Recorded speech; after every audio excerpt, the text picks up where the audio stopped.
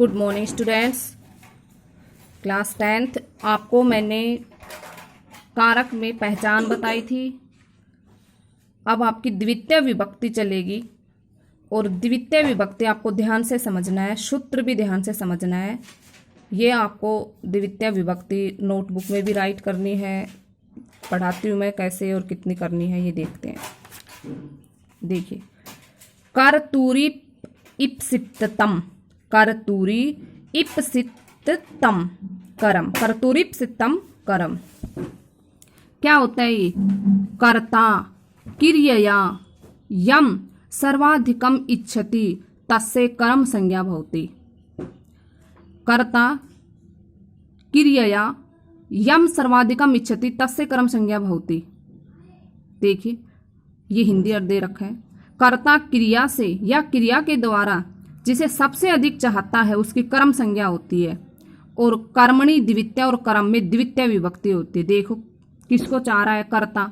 कर्ता क्रिया से चाहेगा सबसे ज्यादा, जिसको सबसे ज्यादा चाहेगा उसी की क्या होगी? कर्म संज्ञा होगी। राम है ग्रामम गच्छति, राम गांव को जाता है। राम तो क्या है? कर्ता, और जाना क्या है? क्रिया। ये किसको चाह रहे हैं? गांव को। किसको चाह रहे हैं? गांव को। इसलिए ग्रामम में क्या आएगी? द्वितीय विभक्ति। आपको पता है ये विभक्तियों का तो नॉलेज है ही आपको, जो शब्द रूप पढ़ते हो उसमें आती हैं विभक्तियां।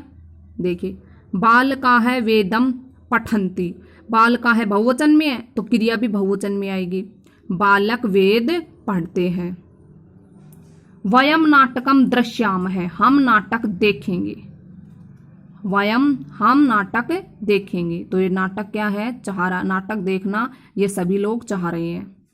साधु तपस्याम अकरोत, साधु ने तपस्या की। साधु क्या चाह रहा है? तपस्या।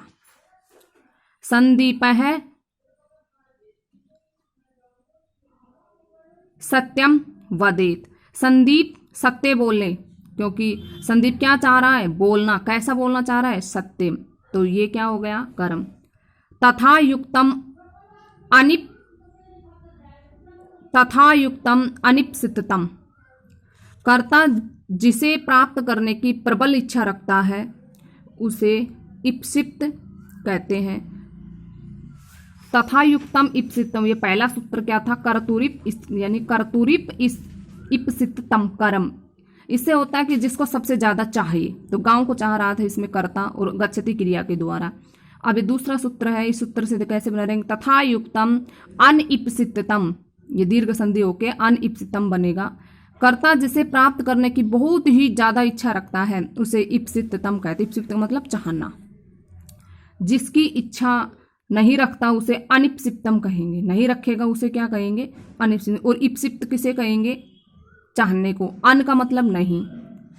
अनइप्सित पदार्थ पर क्रिया का फल पड़ने पर उसकी कर्म संज्ञा होती है। जैसे दिनेश है विद्यालम गच्छन बालकम पश्यति, दिनेश विद्यालय को जाता हुआ बालक को देखता है। इस वाक्य में बालकम अनइप्सित पदार्थ है, फिर भी विद्यालय की तरह प्रयुक्त होने से उसमें कर्म कारक का प्रयोग होता है।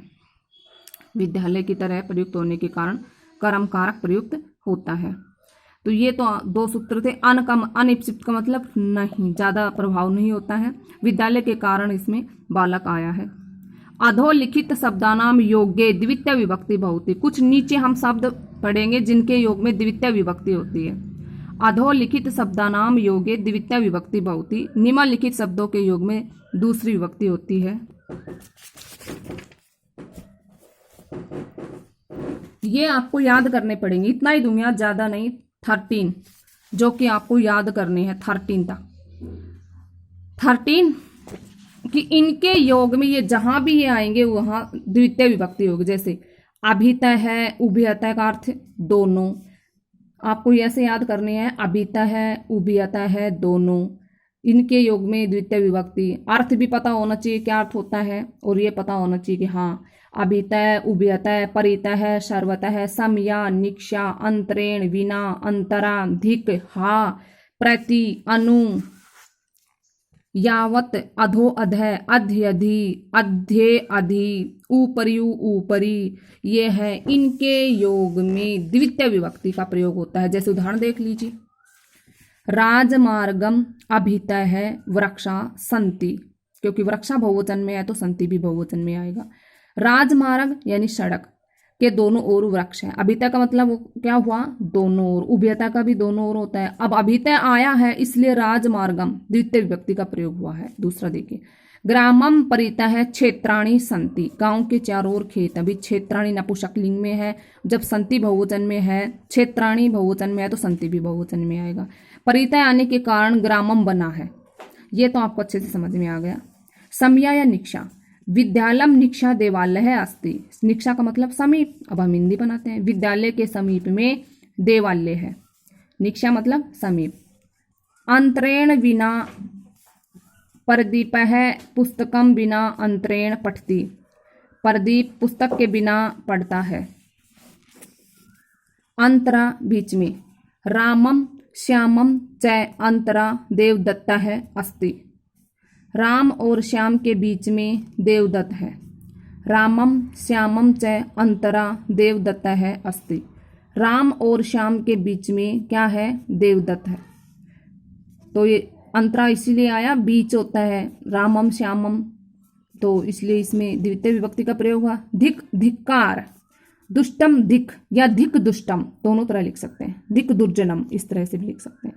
दुष्ट को धिक्कार है, ये धिक आने के कारण द्वितीय विभक्ति लग गई, दुष्टम धिक। हा हाय, हा दुर्जनम, हाय दुर्जन, ये उदाहरण याद होने चाहिए सारे। प्रति के योग में भी होती है, छात्राः विद्यालयं प्रति गच्छन्ति, सभी छात्र विद्यालय की ओर जाता है। यह देखो छात्र विद्यालय की ओर जाता है, छात्र ये गलत है, हिंदी अनुवाद ये गलत है। आप ही देखो गच्छन्ति बहुवचन में है, छात्र थोड़ी आया, छात्रा बहुवचन में है, सभी छात्र विद्यालय की ओर जाते हैं, इस तरह से आएगी हिंदी इसकी, ये इसमें गलत है, आप गलत मत लिख लेना।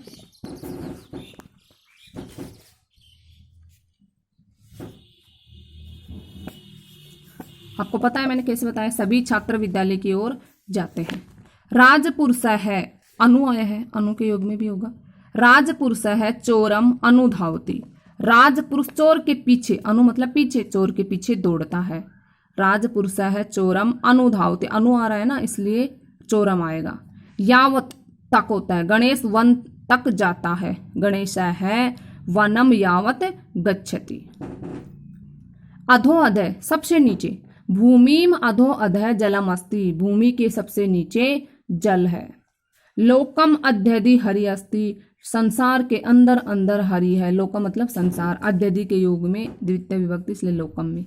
ऊपरयु ऊपरी, ऊपर ऊपर, लोकम ऊपरयु ऊपरी सूर्य है अस्ति, लोक यानी संसार के ऊपर ही ऊपर सूर्य है, ऊपरी ऊपरी आने के कारण ये लोकम है। इसलिए स्टूडेंट्स आपको कारक पढ़ा रही हूँ तो कारक में द्वितीय विभक्ति चल रही है और इसमें 3 ही नियम पढ़ाए हैं, तीनों नियम आपको अच्छी तरह से याद होना चाहिए। नंबर 1 कर्तुरिप इप्सितम, नंबर 2 तथा युक्तम अनिप इप्सितम, तीसरा किन किन विभक्तियों के योग में द्वितीय विभक्ति का प्रयोग होता है, जो ये 13 विभक्तियां हैं, ये ही ज्यादा आप आगे कल पढ़ोगे, इतना ही देखना है 13 विभक्तियां और यहाँ तक राइट भी करना है। 13 विभक्ति तक ये इधर विभक्ति लिखोगे, फिर इसका अर्थ नहीं, संस्कृत में, संस्कृत के बाद हिंदी अर्थ, अच्छी प्रकार से सुंदर राइटिंग में कंटिन्यू करना है, लगातार करना है जो बताया जा रहा है आपको। ऑनलाइन तो मैं पढ़ा ही रही हूँ, ये इसलिए बनाया ताकि दोबारा आप कुछ एब्सेंट रहते वो भी बच्चे देख लें, और कंटिन्यू प्रेजेंट रहना है, व्हाट्सएप पे अच्छी तरह से समझना है और ये और अच्छे से समझ लेना, 2 या 3 बार इस वीडियो को भी देख लेना, ठीक है। ओके स्टूडेंट्स, धन्यवाद।